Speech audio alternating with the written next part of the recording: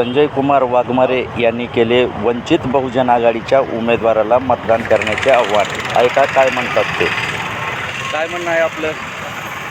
मी संजय कुमार भागवत वाघमारे, भारतीय संविधान संरक्षक समिती अर्थात BSPचा राष्ट्रीय संयोजक.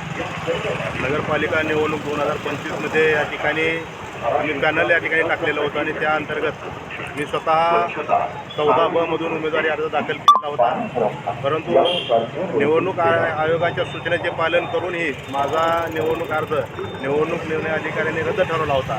त्या विरोधात मी जिल्हा न्यायालयात गेल्यानंतर जिल्हा न्यायालयानेही निर्णय अधिकाऱ्याचा निर्णय कायम ठेवल्यामुळं आणि तो निर्णय मला मान्य नसल्यामुळं मी निवडणूक आयोगाकडे तक्रार केली आणि त्यानंतर काल या ठिकाणी सुधारित कार्यक्रम या ठिकाणी दिलेला आहे आणि त्या अनुषंगानं नवीन हा 14ब मधला मतदान हे 20 डिसेंबरला आणि निकाल हा 21 डिसेंबरला येणार आहे.